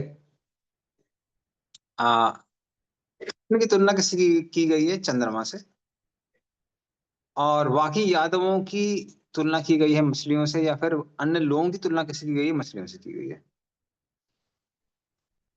तो इस तरह से साधारण लोग महामाया से ढके रहते हैं, और यादव जैसे जो भगवान के महान भक्त हैं वो योग माया से ढके रहते हैं। और उनसे ढके रहने के कारण वो नहीं समझ पा रहे थे कि कृष्ण भगवान है। तो इस तरह से अगर यादवों की बात की जाए तो उनकी भर्त्सना नहीं करनी चाहिए, क्योंकि वो योग माया से ढके हुए हैं, जिसके कारण वो भगवान के प्रति अपना जो प्रेम है उसका आस्वादन कर पा रहे हैं। और जो साधारण लोग हैं वो महामाया से ढके होने के कारण अभागे हैं और भगवान को नहीं पहचान पाते हैं। तो जैसे मान लीजिए, हालांकि प्रभुपाद ने दोनों तुलना की गई है। क्षीर सागर में जो मछलियां हैं वो चंद्रमा को देखती हैं, क्योंकि चंद्रमा भी कहाँ से उत्पन्न होता है? क्षीर सागर से। तो उसको लगता है ये हमारे जैसी कोई मछली है, बस थोड़ी गोल है, मोटी है, चमकीली है। पर मछली है, हम भी मछली, वो भी मछली है। उसी तरह से साधारण लोग जब कृष्ण थे तब भी समझते थे कि ये शायद कोई दिव्य पुरुष है, इसके पास कुछ स्पेशल शक्ति आ गई है, पर वो हमारे जैसे इंसान है।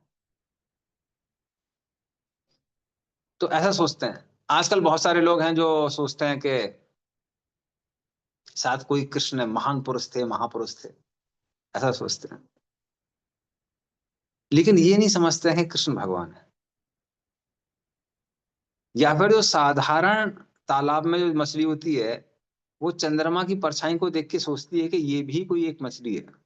उसको नहीं पता रे चंद्रमा आकाश में दूर है, ये सिर्फ परछाई पड़ रही है। उसी तरह से जब भगवान ने संसार में प्रकट होते हैं तो लोगों को समझ में नहीं आता है कि ये जो भगवान है कैसे दिव्य है। और इसी वजह से, इसी अपराध के कारण लोग भक्ति में प्रगति नहीं कर पाते हैं। तो ये मैं पहले भी कई बार ये पॉइंट बता चुका हूं। 10 अपराध इसी वजह से होते हैं। पहला अपराध तब होता है जब हम वैष्णवों को साधारण व्यक्ति मान लेते हैं। दूसरा अपराध तब होता है जब हम भगवान विष्णु को साधारण आ, देवता मान लेते हैं। तीसरा अपराध होता है जब हम गुरु को एक साधारण व्यक्ति मान लेते हैं। और एक्चुअली स्पीकिंग, ये हालांकि ऐसा लग रहा है कि जैसे प्रभुपाद अभक्तों के बारे में बोल रहे हैं, पर कुछ हद तक वो हमारे साथ भी होता है। जब हम जब कर रहे हैं तो नींद क्यों आ जाती है, इनअटेंटिवनेस क्यों आ जाती है? क्योंकि हम भगवान के नाम को साधारण शब्द हम समझ बैठते हैं कि ठीक है कोई मंत्र है। जैसे साधारण होता है ना, हम लोग टीवी में लोग देखते हैं, उन्होंने ये मंत्र किया और बस भगवान प्रकट हो गए। लेकिन भगवान के साथ ऐसा नहीं है। गणेश जी का मंत्र किया और गणेश जी प्रकट हो जाते हैं, ये वो अलग है। यहाँ पर भगवान का नाम ही भगवान है, भगवान का नाम ही भगवान है। बट क्योंकि हम इतने सारे साधारण शब्द सुनते आए आए हैं कि वो सुनते सुनते हमको क्या लगने लगता है कि ये भी तो एक शब्द है, थोड़ा दिव्य है पर ये भी शब्द है। उसी तरह से भागवतम है, इतनी सारी हम बुक्स पढ़ते आए हैं कि लगता है कि हाँ ठीक है, ये भी भगवान के बारे में बुक। भगवान के बारे में बुक नहीं, ये भगवान ही है। श्रीमद् भागवतम भगवान है, पुस्तक रूप में भगवान विग्रह है। कितनी सारी हम लोग मूर्तियां देखते हुए आए, लगता है कि ये भी कोई मूर्ति है। ये मूर्ति नहीं है, भगवान की अर्चा विग्रह है, भगवान का अवतार है। या फिर जल है। हाँ, तो जल के बहुत सारे स्रोत हैं, पर जब हम गंगा में स्नान कर रहे हैं, यमुना में स्नान कर रहे हैं, ये ब्रह्म द्रवत्तम, ये साधारण नहीं है।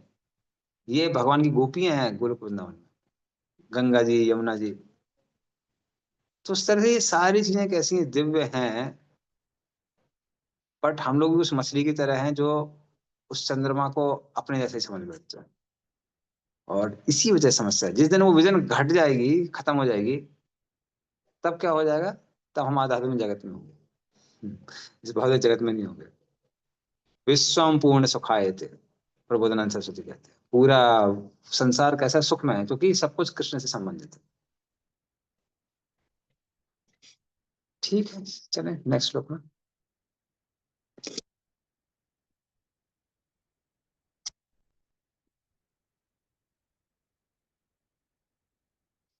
इंगिद्या पुरु प्रौढ़ एकारामा स सातुता सातताम ऋषभम सर्वे भूता वासम अमम सत। पढ़िए इसका अर्थ और तात्पर्य।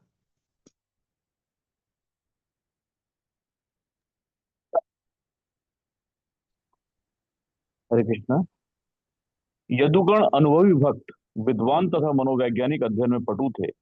इससे भी बड़ी बात यह थी कि वे सभी लोग समस्त प्रकार की विश्रांति में भगवान श्री कृष्ण के साथ रहते थे।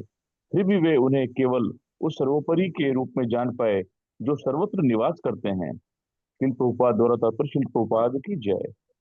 वेदों में कहा गया है कि परम भगवान या परमात्मा को मात्र विद्वत्ता या मानसिक चिंतन के बल पर नहीं समझा जा सकता। नाय महात्मा प्रवचनेन लभ्यो न मेधया न बहुना श्रुतेन। कट उपनिषद 1.2.23। वे केवल उसके द्वारा किए हैं जिसे भगवत कृपा प्राप्त होती है। सारे यादव असाधारण विद्वान एवं अनुभवी थे, किंतु श्री भगवान को हर एक के हृदय में वास करने वाले के रूप में जानते हुए भी वे यह न समझ पाए कि वे आदि भगवान हैं। ज्ञान की यह कमी उनके अपर्याप्त पांडित्य के कारण नहीं, अपितु उनके दुर्भाग्य के कारण थी। किंतु वृंदावन में श्री भगवान परमात्मा रूप में भी विख्यात नहीं थे, क्योंकि वृंदावन के निवासी शिव भगवान के शुद्ध अनौपचारिक भक्त थे और वे उन्हें केवल अपने प्रेम के पात्र के रूप में समझते थे। वे यह नहीं जानते थे कि वे शिव भगवान हैं। किंतु यदुगण अथवा द्वारकापुरी के निवासी भगवान श्री कृष्ण को वासुदेव के रूप में या सर्वत्र निवास करने वाले परमात्मा के रूप में जानते थे, परंतु परमेश्वर के रूप में नहीं जानते थे। वेदों के विद्वान होने के नाते वे वेदों के स्रोतों एको देव सर्वभूतादिवास अंतर्यामी तथा ऋषिणाम पर देवता की पुष्टि करते थे। इसलिए यदुओं ने भगवान श्री कृष्ण को परमात्मा के रूप में स्वीकार किया, जिन्होंने उनके परिवार में उतार लिया था। इससे अधिक और कुछ नहीं। हरे कृष्ण। धन्यवाद। तो अभी यादवों के विषय में बात आती है, तो इसमें अलग अलग आचार्यों की अलग टिप्पणी है। तो विश्वनाथ चक्रवर्ती ठाकुर कहते हैं कि हालांकि यादवों के बारे में बताया हुआ है, लेकिन यादव उनको भगवान नहीं समझते थे, वो योग माया का कारण था। तो इसमें यादवों की कोई भी सिचुएशन अभी नहीं बोल सकते, वो लोग निम्न स्तर पे थे, वो योग माया का कारण था। फिर यहाँ प्रभुपाद जी कमेंट्री दे रहे हैं, प्रभुपाद बता रहे हैं कि हालांकि वो जानते थे कि भगवान परमात्मा है, पर उनको ये नहीं पता था कि ये परमात्मा ही नहीं, परमात्मा के भी स्रोत है। परमात्मा भी भगवान से ही आए हैं। जैसे कई लोग हैं ना, वो बोलते हैं हाँ हाँ कृष्ण भी विष्णु के ही अवतार है। वो विष्णु का अवतार नहीं है, वो विष्णु के स्रोत है। तो प्रभुपाद बता रहे हैं कि इसलिए कई आदमों को ये पता नहीं था। और भक्ति सरस्वती अपनी टिप्पणी में बताते हैं, वो कहते हैं कि यादवों में कुछ यादव ऐसे थे जिनको ये जानकारी नहीं थी, क्योंकि बहुत सारे जो देवताओं के अंश थे वो भी या तो भगवान के नित्य पार्षदों के शरीर में आए थे, या फिर वो भी द्वारिका के निवासी बन गए थे। तो कुछ लोग ऐसे थे जिनको ये जानकारी नहीं थी, और उनके बारे में ऐसा बोला गया कि उनको पता नहीं था, पर बाकी आदमों को पता था। तो इस तरह से हमारे आचार्य लोग अलग अलग टिप्पणी करते हैं इसी के ऊपर। तो ऐसा नहीं कि ब्रजवासियों को पता नहीं है कि भगवान कृष्ण भगवान है, बट वो कभी भी उनके माइंड पे नहीं रहता है, क्योंकि उनका भगवान से प्रेम इतना ज्यादा है। अदरवाइज गोपियों को भी पता था। न खालू गोपिका नंदनो भवान अखिल देहि नाम अंतरात्मदृक् विखन साथितो विश्व गुप्त ये सखा उदयवान सात्वताम कुले। न खालू गोपिका, आप गोपी यशोदा के पुत्र नहीं है। नंदनो भवान, आप नंद के पुत्र नहीं है। अखिल देहि नाम, आप सारे जीवों की देह में परमात्मा रूप में विद्यमान है। अंतरात्म दृक् विखान सार्थितो विश्वगुप्त ये सखाओ देवान सातताम कुले। तो जब ब्रह्मा जी ने देखा कि पृथ्वी की हालत इतनी खराब है, तो वो आपके पास में गए और आप यादवों के कुल में प्रकट हुए। तो सर गोपियों को सब पता है। तो एक श्लोक है गोपी गीत में, तो लगभग आप श्लोक देखेंगे उसमें क्लियरली उन्होंने इंडिकेट किया हुआ है, समझ में आ रहा है कि ये उनको पता है कि ये भगवान है। लेकिन बस ये था कि ब्रजवासियों को भगवान से इतना प्रेम था कि वो भगवान की महानता कभी उनके मन में आती ही नहीं थी, तो वो सब बैकग्राउंड में चला जाता था। जैसे हम देख सकते हैं जिसके साथ हम घनिष्ठ होते हैं, कई बार उसकी महानता समझ में आती नहीं है। और ये बहुत लोगों का अनुभव है, बहुत लोगों का अनुभव है। रिसेंटली 2 दिन पहले मुझे एक फिजिक्स टीचर मिला था ना, मैं भी फिजिक्स पढ़ता हूँ, वो भी पढ़ाते हैं। वो कह रहे थे कि हमारा उनका बेटा आके हमसे पढ़ता है, कहता है सर हमसे नहीं पढ़ सकता है, हम घर के हैं ना, हमको वैल्यू देते ही नहीं। तो नहीं देते हैं, क्योंकि आप प्रेम आ जाता है, वहां महानता कैसी हो जाती है, कम हो जाती है। उसे आपने पेरेंट्स को भी देखा होगा, पेरेंट्स को लिए बच्चे बच्चे ही रहते हैं। मेरे फादर आज भी, बेटा ट्रेन में जा रहे हो ध्यान रखना, बाहर से कुछ खरीद के मत खाना। मैंने कहा मैं तो कौन कहूँ, मैं तो खाती नहीं हूँ। हाँ अगर वो ठीक है वो हमको पता है। और खैर वो भी नहीं खाते हैं।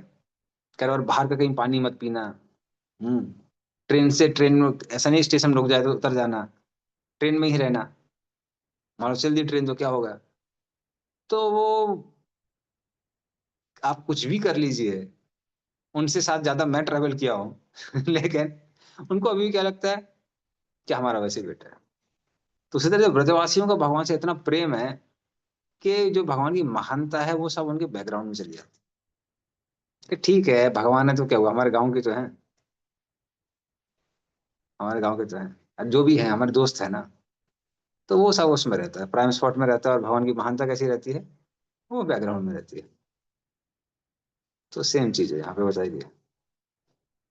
तो ये बैकग्राउंड क्रिएट हो रहा है, फिर धीरे धीरे हम लोग कृष्ण की लीलाओं में, वृंदावन की लीलाओं में एंटर करेंगे। तो हम लोग एंड करते हैं। ग्रंथराज श्रीमद् भागवतम की जय, श्री प्रभुपाद की जय। वांछा कल्पतरुभ्यश्च कृपा सिंधुभ्यश्च पतितानां पावनेभ्यो वैष्णवेभ्यो हरे कृष्ण, सादर प्रणाम। Thank you so प्रणाम। much. हरि हरे हरि कृष्ण हरे साधु कृष्ण प्रणाम। प्रभु, दंडवत प्रणाम। प्रणाम हरि हरि।